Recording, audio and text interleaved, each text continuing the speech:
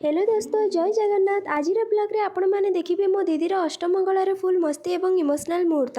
सकाल सकाल घर जोरसोर प्रस्तुति चली दीदी और जीजू आसवा पूर्व जीजू सान बापा आसी गुड़ देखा चर्चा सरिबा पर से चली जाइए। आम स्वागत प्रस्तुत करूँ मो दीदी फुलर वेलकम लिखुलु। एपटे किचेन रे अलग माहौल, गैस सहित 3टी चुली रोसई चली माँ दीदी 4 जण मिसी रोसई रे लगी पड़ते। मेनू रे थिला चिंगुड़ी, मटन, चिकेन, माछ फ्राए, छतु, दहीबरा, पोटल फ्राए, माछ छेचड़ा, पांपड़, सालाड एमती केते कौन देखिले ही भोक बढ़ी जीव। खरारे काम करूचंती से माने हेले गरम लागुची याको फ्रिज खोल के पसिची ता भितरे। ए का घर बोउल सब बाहरले समय अपेक्षा करिबा परे दीदी और जीजू आसिके पहुंचीथिले और तांको सहित तांको माउसी झियो एवं तांको आई भी आसीथिले।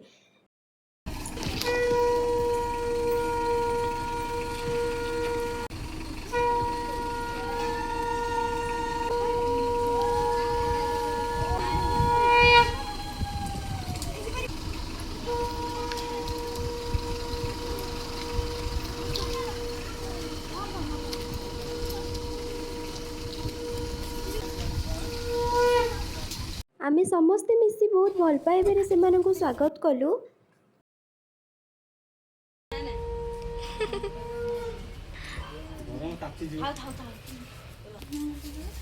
वेलकम वेलकम वेलकम वेलकम करिवे ना हम घरे बा पाद पकेइबो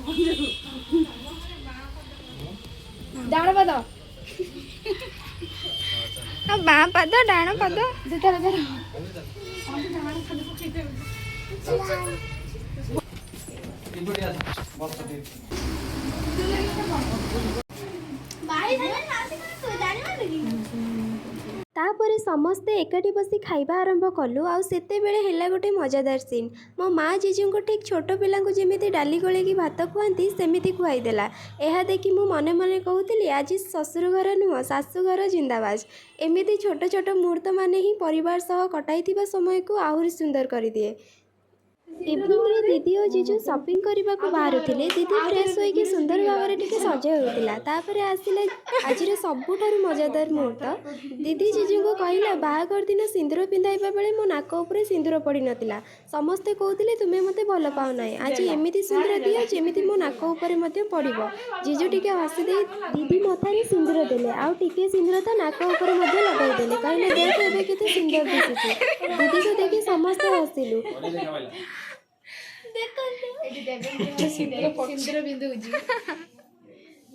आकी बड़ भूल करली तो सांसा देलो मोड अच्छा तो होय पड़ले सिंदूर बेकरे लोगड़ नि तब टिके न दिस सरले टिके में कहले म नाकर पड़ला ए आज भी नाकर कोन पड़ले की ए ना नेंजी देलो